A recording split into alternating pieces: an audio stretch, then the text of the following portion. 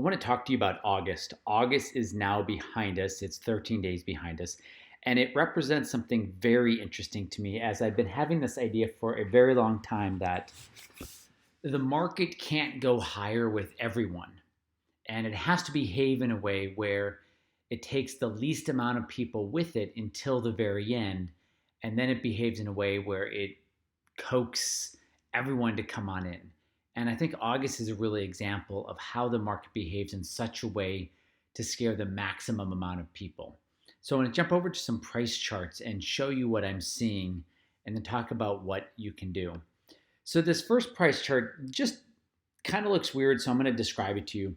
Between the two red vertical lines on the top is S&P 500 with dividends reinvested being represented by SPY.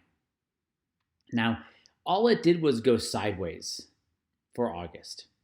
It closed a little bit lower, right? August, right here, closed here. That's the first day of August right there.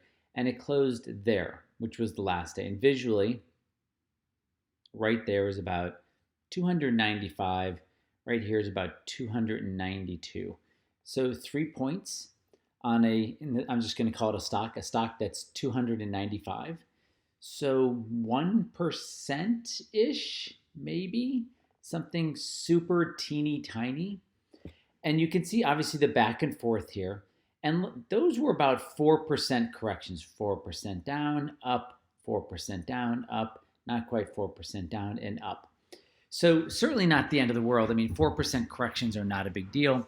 But when you get them back to back to back, they start to feel scary. Now, on the bottom chart is the yield of the 10-year Treasury.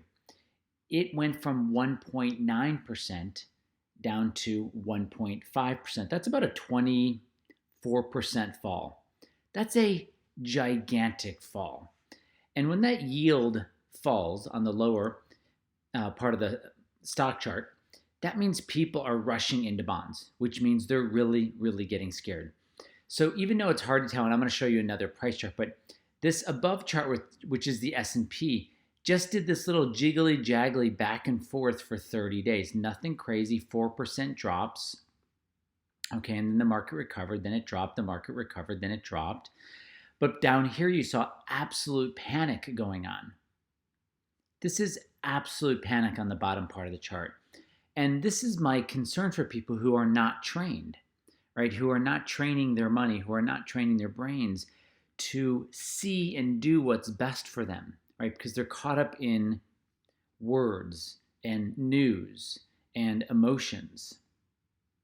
But it's just remarkable to me that it wasn't even 5% drops or 8% drops or 10% drops. It was 4. And these weren't all 4% drops. Let's say they were. That's still not a big deal. But the type of panic we saw in the bond market is impressive. Now, I'm going to show you the yield on the 10-year.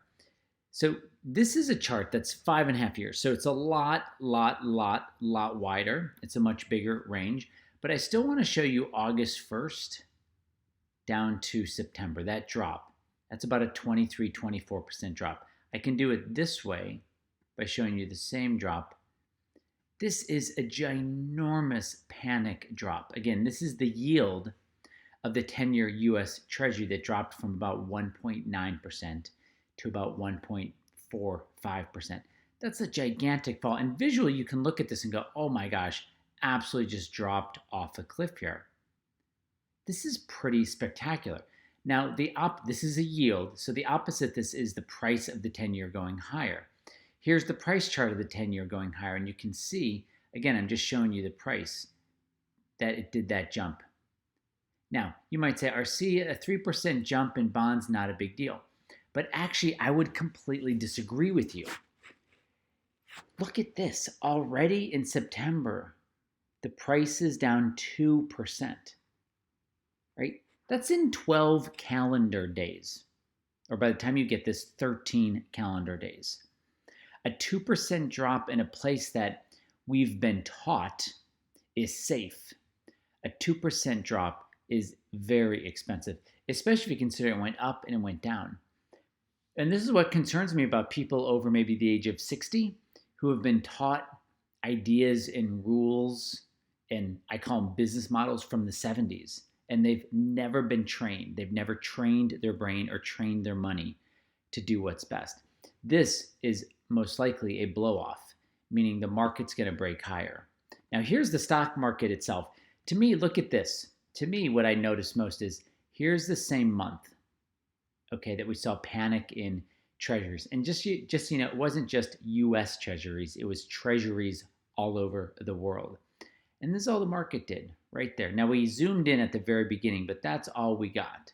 Just want to see what this shows as the drop. Yeah, not even 4%. I'm rounding up and calling it 4%.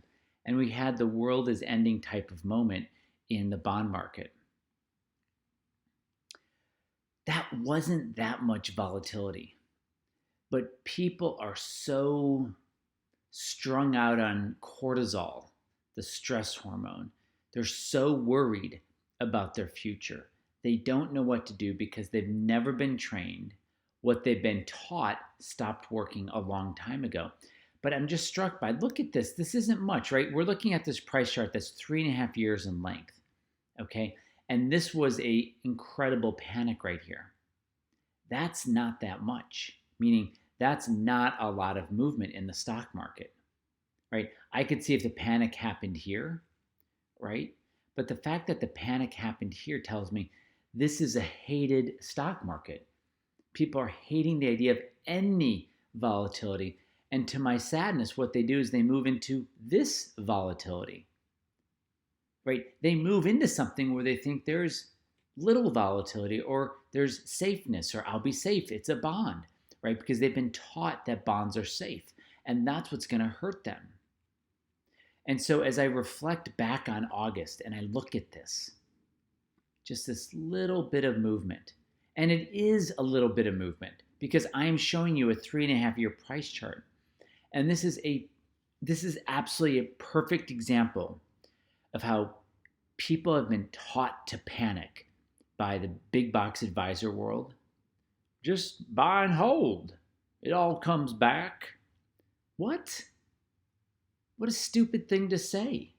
If your money comes back, first of all, it does come back, but if it comes back after you're dead, it doesn't count. If it takes you 15 years to come back, even if you adjusted for inflation, that doesn't count because you lost 15 years of your life. And then what about the stress and feeling like you're going to run out of money?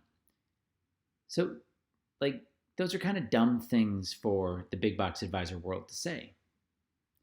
And so I just want to leave you with how just a little bit of price volatility in the stock market created absolutely, and I think probably showing you the yield on the 10-year is the best way, but to show this panic, that is incredible panic, and people bought.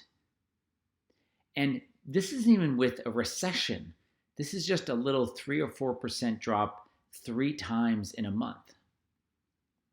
Guys, I think my takeaway is simple.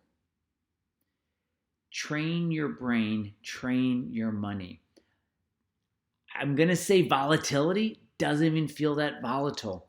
Volatility is here to stay, but it's not volatility in the stock market that you should be concerned about. Honey badgers, money badgers, people who want to grow their money well, okay? They don't care about the rules from the 70s. They don't care. What money badgers care about the most is that their money is on the right side of the market, that they've been trained, that they've trained their money. Guys, I'm so glad you're in my world. This is just another step in helping you protect your portfolio and your future. Until next time, this is RC Peck.